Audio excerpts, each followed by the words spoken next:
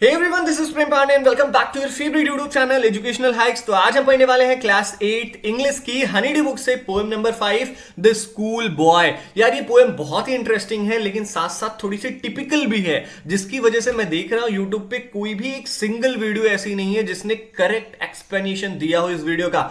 आप इस वीडियो को पूरा देखिए, मेरे एक्सप्लेनेशन को देखिए और उसके बाद आप बताइए कि वो वीडियो सही है कि जो मैं वीडियो आपको दे रहा हूं वो सही है। तो चलिए स्टार्ट करते हैं द स्कूल बॉय पोएम, इसकी line by line Hindi explanation. आगे बढ़ने से पहले अगर आप चैनल पर नए हैं यार तो सब्सक्राइब करें हमारे चैनल को, बेल आइकन को भी दबाएं ताकि हमारी वीडियोस की नोटिफिकेशन सबसे पहले आपको मिले। तो चलिए स्टार्ट करते हैं द स्कूल बॉय। आगे बढ़ने से पहले मैं आपको बता दूं यार, इस पोएम का एक छोटा सा ओवरव्यू देना चाहता हूं। ये जो स्कूल जाने वाला बच्चा है वो अपने आप को एक ऐसे पक्षी से कंपेयर करता है जो कि पिंजड़े में बंद है, या वो अपने आप को एक ऐसे पौधे से कंपेयर करता है जो कि मुरझा चुका है। जब इस पौधे को खिलना चाहिए तब वो ये पौधा क्या हो चुका है, मुरझा चुका है। अब ये बच्चा ऐसा क्यों करता है हम इस पोएम में पढ़ेंगे। हमें पढ़ने से पहले कुछ जान लेना चाहिए। स्टार्टिंग में हम देख लेते हैं क्या है। The school boy is in the poem is not a happy child. जो स्कूल गोइंग बॉय है इस पोएम में, जो स्कूल जाने वाला बच्चा है इस पोएम में, वो बिल्कुल भी खुश नहीं है। वॉट मेक्स हिम अनहैप्पी, वो खुश क्यों नहीं है। Why does he compare himself to a bird that lives in a cage, वो अपने आप को एक ऐसे पक्षी से क्यों कंपेयर करता है जो कि पिंजड़े में बंद है। या वो अपने आप को एक ऐसे पौधे से क्यों कंपेयर करता है जो कि मुरझा चुका है जब इसे खिलना चाहिए। ठीक है, तो चलिए स्टार्ट करते हैं। इस बच्चे से ही जान लेते हैं कि ये दुखी क्यों है। तो मतलब ये पूरी पोयम बच्चा ही गा रहा है। तो चलिए स्टार्ट करते हैं। I love to rise in a summer morn, मुझे बहुत अच्छा लगता है गर्मियों की सुबह उठना। मॉर्न का मतलब है मॉर्निंग, यहां पर शॉर्ट फॉर्म दी गई है। मुझे बहुत अच्छा लगता है गर्मियों की सुबह उठना। When the birds sing on every tree, जब पक्षियां हर पेड़ पर गाती हैं। The distant huntsman winds his horn, कहीं दूर एक शिकारी अपना विगुल बजा रहा होता है, अपना हॉर्न बजा रहा होता है।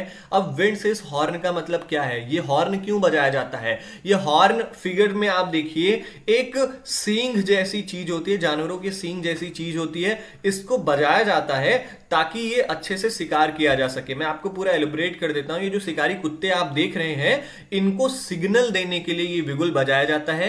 या कभी कभी ये शिकारी कुत्ते अगर कोई शिकार कर लेते हैं तो इनको कॉन्ग्रेचुलेशन देने के लिए भी ये हॉर्न बजाया जाता है। तो आई थिंक आपको आपको अब पता चल गया होगा कि हॉर्न क्यों बजाया जाता है। चलो आगे देखते हैं। कहीं दूर एक शिकारी अपना हॉर्न बजा रहा होता है, अपना बिगुल बजा रहा होता है, और स्काईलार्क पक्षी मेरे साथ गाती है।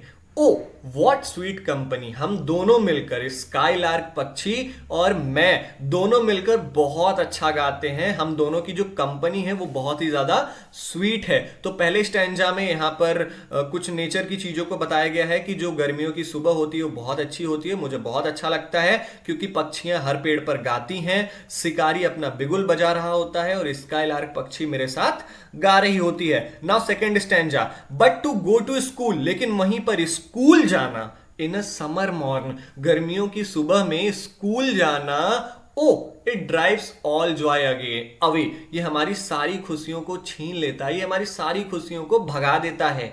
अंडर अ क्रूएल आई आउटवॉर्न, एक निर्दयी आंखों की निगरानी में। निर्दयी आंखें किसको कहा गया है, टीचर्स जो है ना, वो क्रूएल मतलब कि ऐसा कहा गया है यहां पर बच्चों के लिए कि जो टीचर्स की आंखें हैं वो निर्दयी आंखें हैं। उनकी निगरानी में the little ones spend the day, जो छोटे छोटे बच्चे हैं वो अपना पूरा दिन बिताते हैं। इन साइंग एंड डिस्मे, बोर होते हैं, दुख में वो अपना पूरा दिन बिताते हैं। तो सेकंड स्टैंजा में क्या कहा गया है, कहा गया है कि इन स्कूल जाना गर्मियों की सुबह ये हमारी सारी खुशियों को छीन लेता है क्योंकि हमें कड़ी निगरानी में रखा जाता है और हम छोटे छोटे बच्चों को पूरा दिन इसी कड़ी निगरानी में, टीचर्स की कड़ी निगरानी में बिताना पड़ता है और बोर होते हुए बिताना पड़ता है, दुख में बिताना पड़ता है। Now next paragraph, then at times I drooping sit, उसके बाद बच्चा कहता है कि हमें घंटों तक, देन एट टाइम्स मतलब हमें बहुत समय तक आई ड्रूपिंग सिट मतलब मुझे झुक कर बैठना पड़ता है क्लासरूम में, and spend many an anxious hour, और मुझे कई बोरियत भरे घंटे बिताने पड़ते हैं क्लासरूम में। Nor in my book can I take delight, ना तो अपनी किताबों में मुझे खुशी मिलती है, डिलाइट मिलता है। Nor sit in learnings bore, ना तो मुझे क्लासरूम में बैठकर खुशी मिलता है। Worn through with the dreary sore, क्योंकि मैं पूरी तरीके से वॉर्न थ्रू हो चुका हूं, ऊब गया हूं किन चीजों से, with the dreary Zoar. Dreary Zoar का मतलब टीचर्स के लगातार लेक्चर्स की वजह से मैं बिल्कुल वॉर्न थ्रू हो गया हूं। ड्रियरी सोअर का मतलब क्या है? सोअर का मतलब होता है बारिश की बूंदें, लेकिन बारिश की बूंदें तो लगातार पड़ती हैं। सेम वैसे ही टीचर्स स्कूल में लेक्चर भी कॉन्टिन्यूअसली देते हैं ना, एक के बाद एक टीचर, एक के बाद एक टीचर। तो बस बच्चा जो है इस चीज से क्या हो चुका है? ऊब चुका है, वॉर्न थ्रू हो चुका है। नेक्स्ट पैराग्राफ देखते हैं। अब यहां पर बच्चा कुछ पूछ रहा है, कह रहा है कि how can the bird that is born for joy sit in a cage and sing, कैसे वो पक्षी जो कि खुश रहने के लिए पैदा हुई है वो कैसे एक पिंजड़े में बैठकर गाना गा सकती है? जो आजाद रहने के लिए पैदा हुई है वो कैसे कैद में रहकर गाना गा सकती है? और उसी प्रकार से एक बच्चा जब डरा हुआ रहेगा, जब वो एनॉयड रहेगा, जब वो परेशान रहेगा, तो वो क्या करेगा?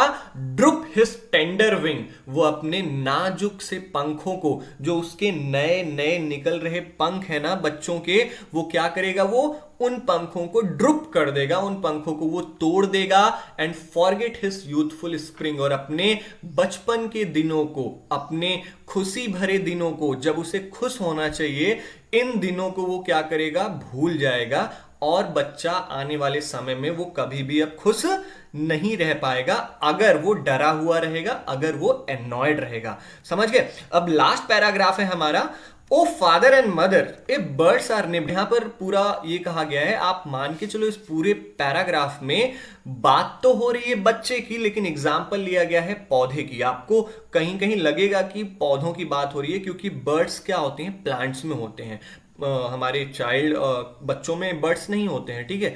और ब्लॉसम्स का मतलब भी होता है जो फूलों के लिए ही यूज होता है। प्लांट्स, तो ये सारी चीजें प्लांट्स के लिए ही है, लेकिन यहां पर बच्चे का एग्जांपल लिया गया है। मैं आपको बताता हूं, फिर से समझाता हूं। ओ फादर एंड मदर, ओ माता और पिता, इफ बर्ड्स आर निब्ड, अगर हमारे नए नए खुशियों को, जैसे जैसे प्लांट्स के जो नए नए उग रही पत्तियां हैं, नए नए उग रहे स्टेम्स हैं, अगर उनको तोड़ लिया जाएगा और उनकी खुशियों को छीन लिया जाएगा, और अगर नाजुक इन टेंडर प्लांट्स को, इन नाजुक पौधों को दूर रखा जाएगा, ऑफ देयर जॉय, उनकी खुशियों से दूर रखा जाएगा, कब? इन द स्प्रिंगिंग डे, जब इन पौधों को खिलना चाहिए, जब इन बच्चों को खुश होना चाहिए, जब इन बच्चों के खुशी के दिन है, तब इन्हें अगर खुशियों से दूर रखा जाएगा और उन्हें क्या दिया जाएगा? सॉरो, दुख दिया जाएगा, और उन्हें केयर्स, डिस्मे का मतलब भी दुख होता है, अत्यधिक उनकी देखभाल की जाएगी, अगर उन्हें बहुत ज्यादा रोक टोक किया जाएगा, तो how shell the summer arise in joy, कैसे फिर, कैसे जो गर्मियों की सुबह होगी वो कैसे खुशनुमा होगा, कैसे कैसे जो समर मॉर्निंग है वो कैसे जॉयफुल होगा, या कैसे वो पौधे गर्मियों में फल ले पाएंगे। मतलब इनडायरेक्टली कहा गया है कि अगर बच्चों के बचपन को ही छीन लिया जाए तो वो आगे चलकर कैसे प्रोडक्टिव होंगे, वो बिल्कुल भी वेस्ट हो जाएंगे अगर उनको शुरुआत की खुशियां नहीं दी गई। तो the poem is written by William Blake. I think आपको पोएम बहुत अच्छे से समझ में आया होगा। अगर कहीं पर भी आपको प्रॉब्लम है, मुझे पता है ये पोएम थोड़ी सी टिपिकल है, अगर आपको कहीं पर भी प्रॉब्लम है तो आप मुझे कमेंट करिए, आपको with in a minute comment का रिप्लाई मिल जाएगा। विथ जो भी आपका डाउट है वो हम आपको क्लियर करके दे देंगे। तो मिलते हैं अपने अगली वीडियो में, तब तक के लिए जय हिंद।